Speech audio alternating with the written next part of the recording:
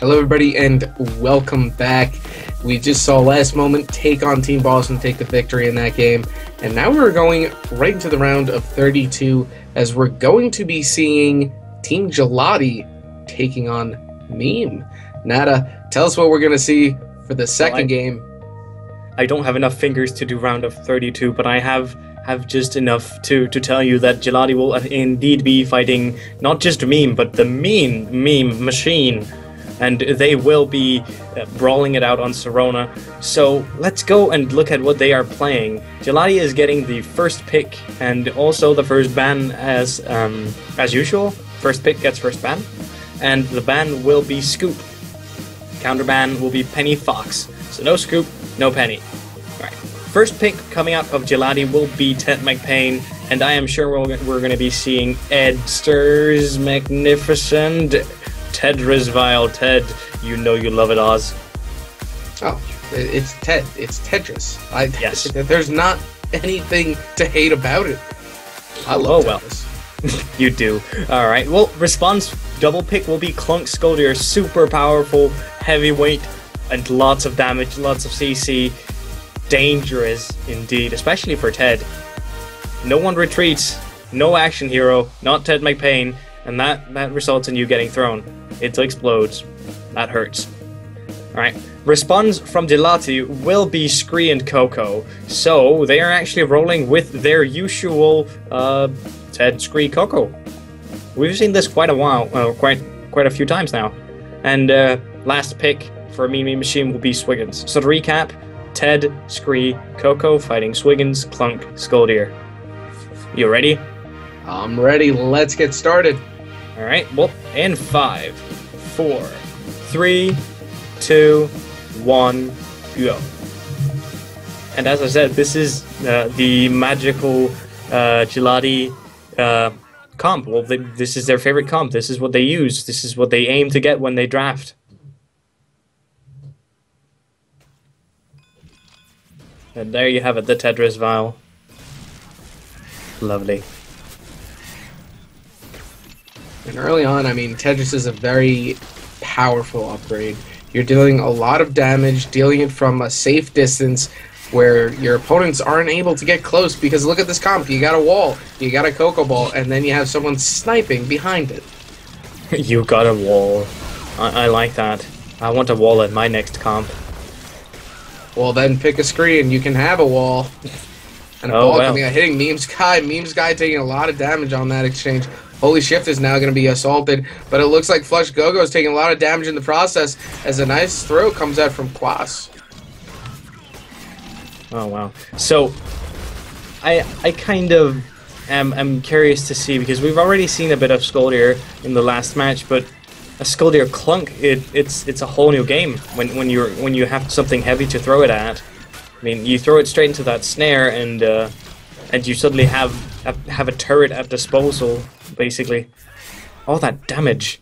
Because as we know, Scoldier was not the most efficient pick on old Sirona, but here on new Sirona, I have a feeling that it may be very, very useful. A few things are going to change up, as you said, but if he can't get into that midsection, I don't know if anything's going to change. Well, midsection is open now. It's easy to get in there. You just you just go in there. It's easy. That's how you do it. I think one really smart upgrade for Scree to pick up is going to be knockback on Totem. Oh, I'd love to see some knockback play. You're absolutely right. That would be so good, especially in the last turret area. Whenever we get to that point, just knock people into their own turret. That'd be great. And nice snipes coming out from Edster as Meme Sky playing with fire, teleporting right in front of a turret. Quas and it looks like Holy Shift are going to be forced to defend up top as Gelati has secured themselves mid-position and have held it down for a good portion of this map right now. Well, if you can keep the aggressive plays up, I think they have a great... And it looks like Meme Sky is going to start that engagement, but nothing is going to come out of it as his team is not in position to fight. And that's what you need to focus on as a Swiggins, knowing where your team is for engagements. Yes, that's right. And, oh... And a nice throw coming out a little bit late on that, but Flush Gogo will pick up the kill on Meme Sky as the first kill will be secured by Gelati 3 minutes into the game. Giant elephants lingering around, terrorizing imps. That's what they are. I've looked it up. As Edster is going to continue his assault with Tetris File, constantly poking down. And I think I may start building Tetris File. Oh, I have a tip for you then. I was talking to him here the other day and he said use the sound it makes when you switch weapons to time when you can shoot.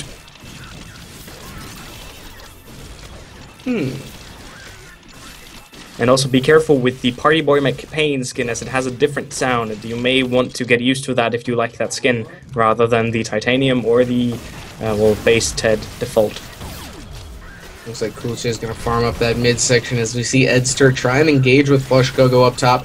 Quas taking a huge chunk of health out as he is trying to use his bumper and get a throw off of it. It looks like Edster is going to be his target of the day, but Edster being very nimble, using that bouncer, able to get out very quickly, and the ball coming out is the counterattack from Gelati will secure a kill on Clunk, picking up Holy Shift in the process.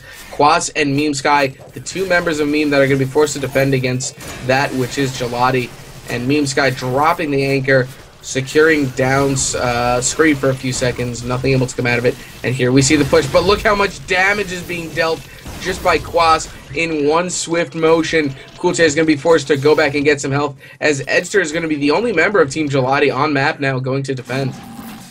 Yeah, well, I was about to mention that we have a lot of Solar banked up on either side, and everyone just went back and cashed in, except for Ed, who's hanging around here and still saving up for whatever his heart desires. And a huge engagement going on as Quas is being taken for a lot of damage, and Coolche is going to be secured down by that anchor, and he's going to get thrown as we see a huge kill come out for Team Meme as they're able to pick up Coolche in the process of that. Edster going back to his mid farm, and he has around 380 solar to spend as we're seeing Screedy as the only member of Team Gelati on map now. Right, or airstrike and AA damage is acceptable. It's great. It's pretty, common to see. You get airstrike, you get the damage. I'm looking forward to seeing airstrikes on Serona has always been a thing, and I don't think that's not one of the things that changed. They are so amazing. If you land a nice, someone takes a bouncer, you predict the airstrike and you just get it right. Gelati establishing themselves in mid once more as they're going to be dealing a lot of damage to any member of Team Meme that decides to push out. And in my opinion, the overextending on Team Meme is going to be right past their first turret, but they're able to pick up a kill in the process as Flush Gogo goes down. Holy Shift playing the defensive as two members of Gelati are on map. Meme has secured a kill. This is the time where they need to push forward. They need to take mid. They do. They really do. Just for the sake of having I'd say a point where you can all sort of, I wouldn't say plan, but you can sort of agree and get a better vision of the map, which is one of the now most prominent features of mid. Now that it's not a tight gank central anymore, you can sort of get a great visualization of how the map is looking, where everyone is if you stay in mid. So in terms of reconnaissance or map awareness, maybe it's a lot more powerful now, I think. I believe Team Meme is playing a little bit too defensively. They had a member of July down, but there we see the throw again as a huge anchor is going to knock down somebody, as Quas is going to get the DOT kill on Coolche. And this is where they need to progress in. This is where they need to focus in, hone in on one member of Team Gelati, pick up the second kill, excuse me, and then proceed to go for some turret damage. Oh yeah, and here we see the throw again as Edster is going to be taken out by the explode coming out from Holy Shift, and that's exactly what I was talking about. They needed to get in mid. The second they got into mid, they were able to push in, focus someone down, and really pick up a kill. As we see the droids now proceed to those first two turrets for Team Meme. I'd like to see Swiggins go back and grab some of that Blue Heart medallion. He does have 477 solar. He does. And I'd like to see a throw come out as Flush Go-Go is going to drop that totem, creating some distance between him and the rest of Team Meme. Very good totem drop right there.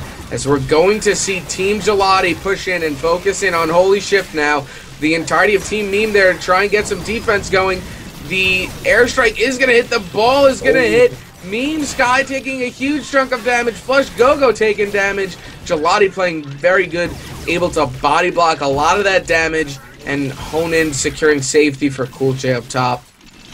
Alright, looking at the builds right now, I'm pretty sure that we can say that what Gelati is going for is a heavy push comp. They don't care about kills. They just know that if they can poke you low enough, they can push. That's good enough. They don't need to get a full kill to get turret damage. That's what they're doing. They're just poking people down, forcing them to go back, and then they push. And they push in short, heavy bursts. Clunk now picking up some of that power converter and the thermonuclear cleaner, some more damage and some more regen on bite. I'm a little bit confused as to why he would. No, that makes sense. It makes sense. They do a lot of poking and having that. Well, did they just? And the throw through the totem. Flush Go-Go thought he was safe. Holy shit! Getting that secured kill. Quas is going to be dealt a lot of damage right now, as we're going to see Coco being forced to retreat back. Kulcha taking a huge chunk of damage. Edster is going to be forced to defend this top lane, as Kulcha is now back in the lane, but we told they're picking up 3 stages of salted meat. Oh yay! Salted meat is best meat. And a nice airstrike coming out. Edster hitting all 3 members of Team Meme. Salted meat though. 3 stages. Like it. It's scary. It's a little scary. It does a lot of damage, and if he doesn't plan on getting the pale meat,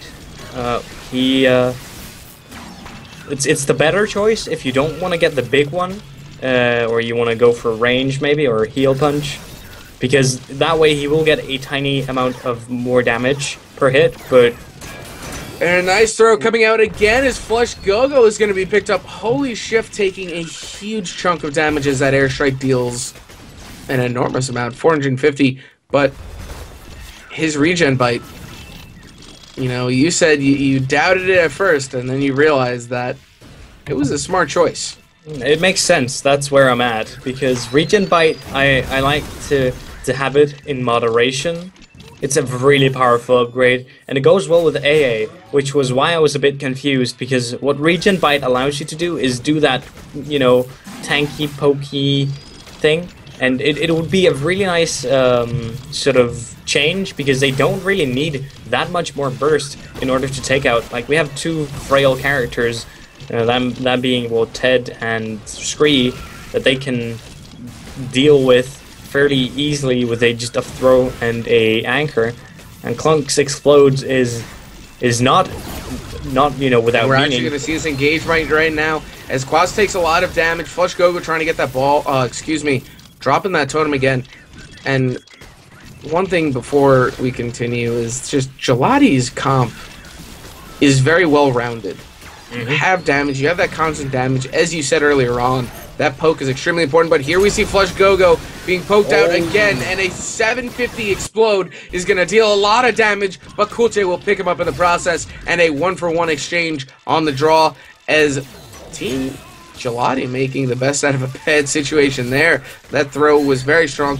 Quas landing a lot of these throws. I doubted him at the beginning of this game. I doubt him no longer. He has proven himself to be a very good Skoldir, and we spoke earlier about being aggressive as Skoldir. He's being aggressive at just the right times. You can actually, if you pay attention, see him hanging around quite the the distance away from his turret compared to his teammates, which I think is great Skoldir work, and I think his team should be following up a bit more. Trust the Skoldir, and he will provide. That is where we're at. As the continuous harassment coming out from Edster, he's just poking out so much damage. Clunk could potentially stand there and be okay, though. And now Skoldir has the heal punch, which I think they have the right idea right now. They want to be able to out-sustain and just make that poke meaningless. See Quas looking to make something out of nothing here. The entirety of Team Gelati in that midsection. It's going to be very difficult for him to really start an engagement, but he's looking for it. You see it. He smells the engagement. He smells blood. He's looking for it. He's looking to draw blood, and it looks like Flush Go-Go is going to be his target of the day, as he is going to be taken down once more by Holy Shift. What is overkill? I don't know that word. Doesn't exist in Nods. As we see Quas looking to make another engagement. Unfortunately, nothing for it comes in favor of him. But now we can see a push occur for Team Meme as they've taken back mid. Hooray! They just need to get their droids up with them. That's what they need right now.